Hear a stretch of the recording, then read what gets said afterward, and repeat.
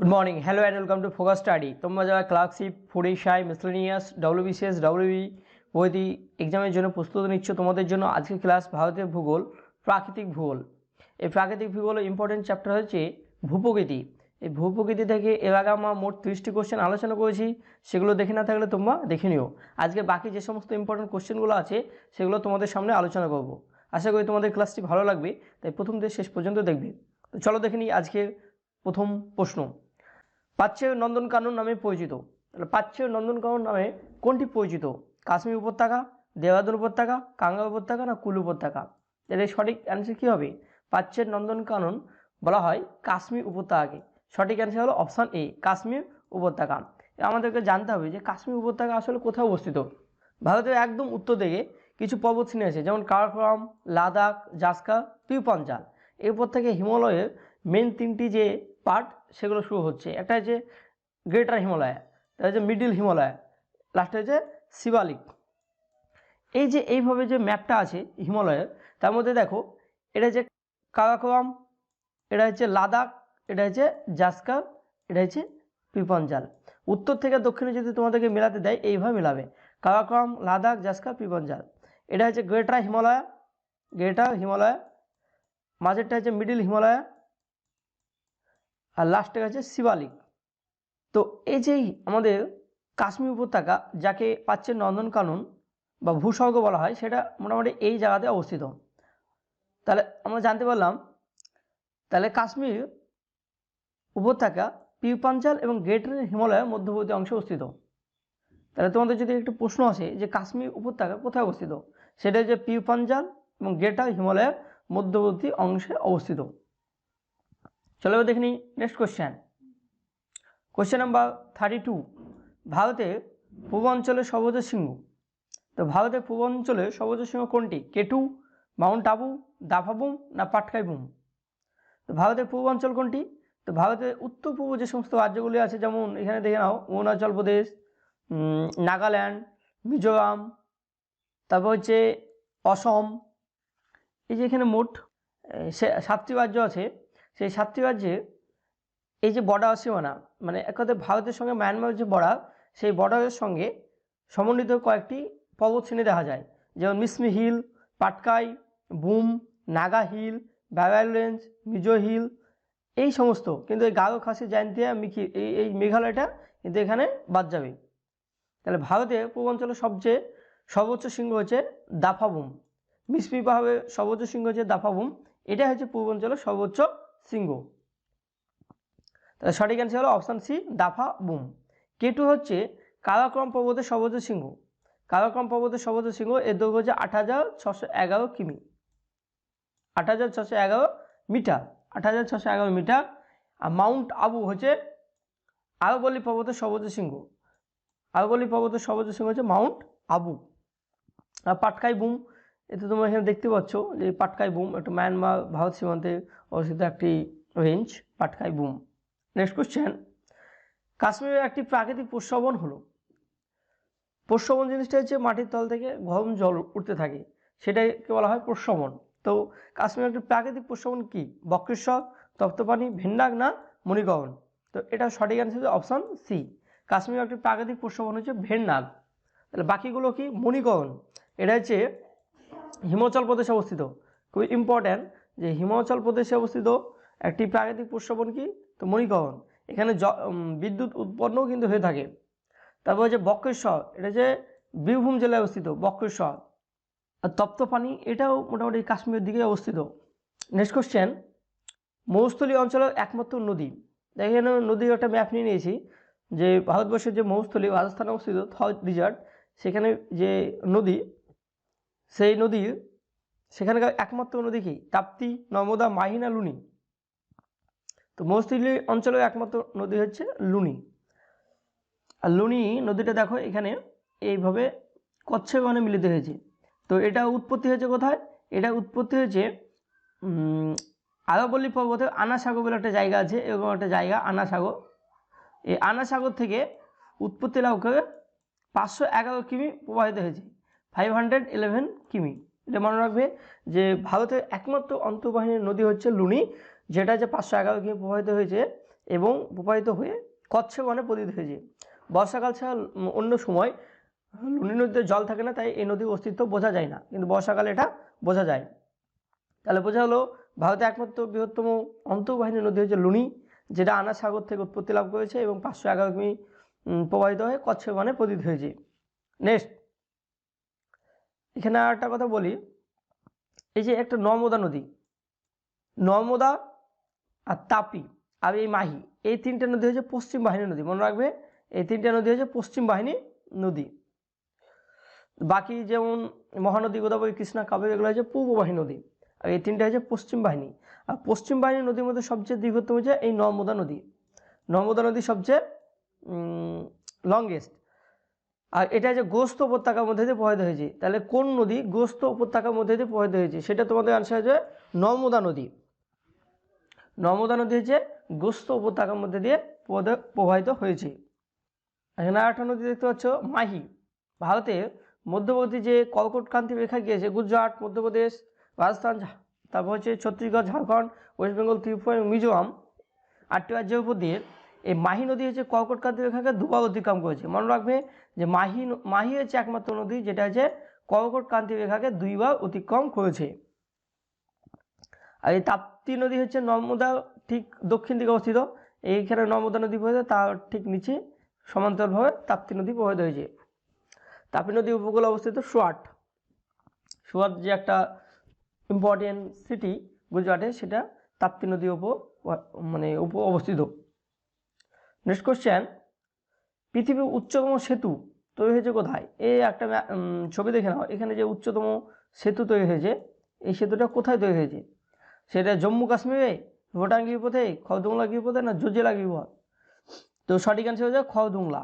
সঠিক অ্যান্সার হলো option C, খরদুংলা গিরিপথে। আর জজিলা হচ্ছে, জজিলা কোথায় অবস্থিত? জম্মু অ্যান্ড কাশ্মীর। এই যে গিরিপথ জম্মু অ্যান্ড কাশ্মীর। যেমন নাথুলা, নাথুলা হচ্ছে সিকিমে অবস্থিত। শিবকিলা হিমাচল প্রদেশে অবস্থিত। রোটাং উত্তরাখণ্ড অবস্থিত। এগুলো মনে রাখবে, বিভিন্ন গিরিপথগুলো আছে, কোথায় কোথায় দিয়ে এটা প্রবাহিত হয়েছে, কোন দেশের সঙ্গে এর কানেক্টিভিটি, সেটা মনে রাখবে। আর একটা হচ্ছে কাশ্মীর, আর একটা হচ্ছে জেলেপলা। জেলেপলা কাশ্মীর আর একটা ইম্পর্টেন্ট গিরিপথ। এই জেলেপলা কাশ্মীর নয়, এটা হচ্ছে সিকিম। জেলেপলা হচ্ছে সিকিম। নাথুলা এবং জেলেপলা সিকিমে অবস্থিত। নেক্সট কোশ্চেন আমরা দেখে নেব, রাঁচি মালভূমির পশ্চিম অংশকে বলা হয় প্যাট অঞ্চল, ময়দান, মালদান না ডেকান ট্র্যাপ? তো সঠিক অ্যান্সার, রাঁচি মালভূমির পশ্চিম অংশকে বলা হয় প্যাটল্যান্ড। এই প্যাটল্যান্ড ছোটনাগপুর মালভূমিতে দেখা যায়। ছোটনাগপুর মালভূমি প্রধানত ঝাড়খণ্ড এবং পশ্চিমবঙ্গের অংশ নিয়ে অবস্থিত। আর এই ছোটনাগপুর মালভূমির পূর্ব দিকে, ছোটনাগপুর মালভূমির পূর্ব দিকে যে উঁচু জায়গা, সেটা হচ্ছে প্যাটল্যান্ড নামে পরিচিত। এটা ছোটনাগপুর মালভূমির পূর্ব দিকে, আর রাঁচি মালভূমির পশ্চিম দিকে অবস্থিত। মনে রাখবে যে রাঁচি মালভূমির পশ্চিম অংশ হলো প্যাটল্যান্ড, আর প্যাটল্যান্ড যদি বলা হয় প্যাটল্যান্ড কি, তো সেটা ছোটনাগপুর মালভূমির উচ্চতম যে উঁচু যে অংশ, সেটাকে বলা হয় প্যাটল্যান্ড। এখানে আর একটা দুটো বিষয় আছে, যে ময়দান এবং মালদান, এই দুটো কি? ময়দান এবং মালদান এই দুটো কি তোমাদেরকে আগে জানতে হবে। তো ভারতের যে পশ্চিম ঘাট, এই যে পশ্চিম ঘাট, এইদিকে যে পূর্ব ঘাট, পূর্ব ঘাটকে মলয়ের দ্বীপ আর পশ্চিম ঘাটকে সহার দ্বীপ বলা হয়। পশ্চিম ঘাটের কাছাকাছি ময়দান এবং মালদান আছে। কর্ণাটক মালভূমির পশ্চিমাংশে পর্বত সংলগ্ন গ্রানাইট এবং নিজ পাথর দিয়ে গঠিত উঁচু পাহাড়ি অঞ্চলকে বলা হয় মালদান। মালদানের উত্তরে অপেক্ষাকৃত নিচু, মালদানের থেকে অপেক্ষাকৃত নিচু এবং ঢেউ খেলানো ভূমিভাগকে বলা হয় ময়দান।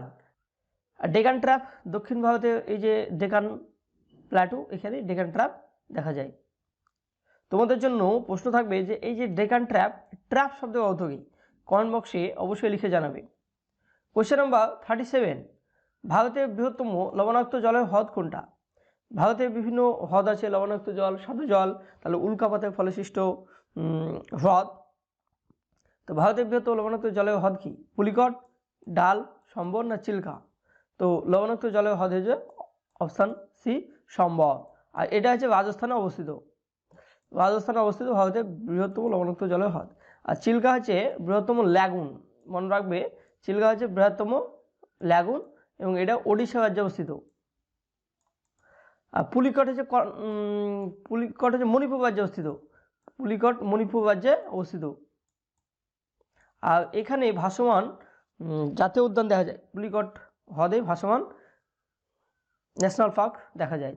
আর ডাল হচ্ছে কাশ্মীরে অবস্থিত। নেক্সট, ভারতের যে উপকূল ভাগটি বেশি ভগ্ন সেটি হলো, ভারতের যে উপকূল ভাগটি বেশি ভগ্ন সেটি হলো অপশান এ মালাবার উপকূল, অপশান বি করমণ্ডল উপকূল, অপশান সি কন্নড় উপকূল, অপশান ডি কর্ণাটক উপকূল। তাহলে ভারতের যে বিভিন্ন উপকূল আছে তার মধ্যে সবচেয়ে ভগ্ন উপকূল হচ্ছে করমণ্ডল উপকূল। সঠিক অ্যান্সার হলো অপশান বি করমণ্ডল উপকূল, বা এটাকে বলা হয় তামিলনাড়ু উপকূলও বলা হয়। ম্যাপে উপকূলগুলো একটু দেখে নাও। একদম পশ্চিমবঙ্গের শেষ থেকে অন্ধ্রপ্রদেশ এবং তামিলনাড়ু রাজ্যের যে মানে সীমানা সেখান পর্যন্ত একে বলছে অন্ধ্র কোস্ট। আর এই অন্ধ্রপ্রদেশ থেকে যে তামিলনাড়ু চলে যাচ্ছে, এই যে তামিলনাড়ু বরাবর যে উপকূল সেটা বলছে করমণ্ডল কোস্ট। আর এই করমণ্ডল কোস্টটি হচ্ছে সবচেয়ে ভগ্ন কোস্ট।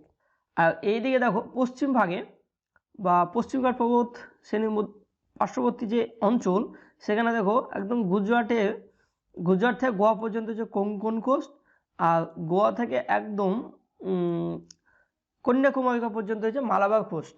এই কোস্টগুলো মনে রাখবে, এখান থেকে কিন্তু কোশ্চেন হয়। তাহলে কচ্ছবন থেকে বা দিউ থেকে একদম গোয়া পর্যন্ত হচ্ছে কোঙ্কন কোস্ট, আর গোয়া থেকে কন্যাকুমারী পর্যন্ত মালাবার কোস্ট। এখানে কোশ্চেন হতে পারে যে কেরালা রাজ্যের উপকূলভাগ কী নামে পরিচিত, সেটা হচ্ছে মালাবার কোস্ট।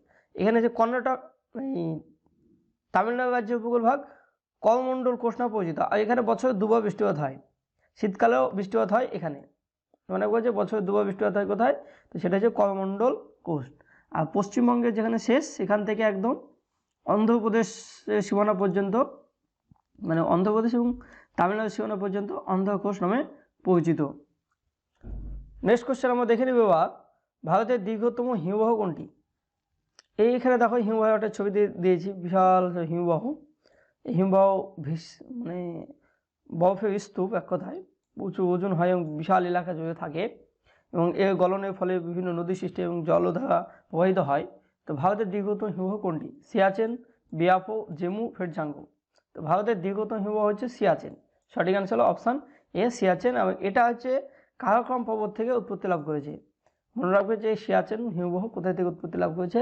ভারতের দীর্ঘতম হিমবাহ হচ্ছে সিয়াচেন, এবং এটা কারাকোরাম পর্বত থেকে উৎপত্তি লাভ করেছে।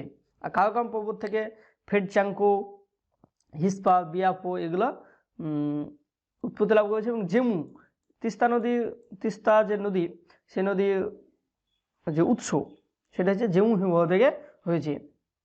নেক্সট কোশ্চেন নাম্বার 40 এবং আজকের শেষ প্রশ্ন। পৃথিবীর উচ্চতম শৃঙ্গের উচ্চতা কত? পৃথিবীর যে উচ্চতম শৃঙ্গ হচ্ছে মাউন্ট এভারেস্ট। হিমালয়ের সর্বোচ্চ শৃঙ্গ হচ্ছে মাউন্ট এভারেস্ট, যেটা সাধারণত নেপালে অবস্থিত। আর ভারতে অবস্থিত হিমালয়ের সর্বোচ্চ শৃঙ্গ হচ্ছে কাঞ্চনজঙ্ঘা। যদি কোশ্চেন হয় যে ভারতে অবস্থিত হিমালয়ের সর্বোচ্চ শৃঙ্গ কি, সেটা হচ্ছে কাঞ্চনজঙ্ঘা। আর যদি এমনি বলে পৃথিবীর সর্বোচ্চ শৃঙ্গ মাউন্ট এভারেস্ট, এটা হচ্ছে 1 নম্বর। আর পৃথিবীর দ্বিতীয় উচ্চতম শৃঙ্গ হচ্ছে কেটু বা গর্ডিনাস্টিন, এটা হচ্ছে এভারেস্ট। আর এভারেস্টকে নেপালে বলা হয় সাগর মাথা, মনে রাখবে। নেপালে একে বলা হয় সাগর মাথা। আর তিব্বতে বলা হয় চোমোলাংমা। তাহলে পৃথিবীর উচ্চতম শৃঙ্গ মাউন্ট এভারেস্টের উচ্চতা হচ্ছে 8848.86 মিটার। রিসেন্টলি গত বছর চীন থেকে প্রকাশ করা হয়েছে যে মাউন্ট এভারেস্টের উচ্চতা 0.86 মিটার বৃদ্ধি পেয়েছে। তাই পৃথিবীর উচ্চতম শৃঙ্গ মাউন্ট এভারেস্টের উচ্চতা হচ্ছে 8848.86 মিটার। আর 8611 মিটার এটা হয়ে যাবে কেটু উচ্চতা হচ্ছে 8611 মিটার। 8586 মিটার হচ্ছে কাঞ্চনজঙ্ঘা উচ্চতা 8586। আর 2695 হচ্ছে দক্ষিণ ভারতের সর্বোচ্চ শৃঙ্গ আনাইমুদি। মনে রাখবে যে আনাইমুদির সর্বোচ্চ শৃঙ্গ হচ্ছে 2695 মিটার। এই হচ্ছে আমাদের আলোচনা কেমন লাগছে তোমাদের অবশ্যই জানাবে। ভালো লাগলে অবশ্যই চ্যানেলটি সাবস্ক্রাইব করবে এবং বন্ধুদের মাঝে একটু জানিয়ে দিবে।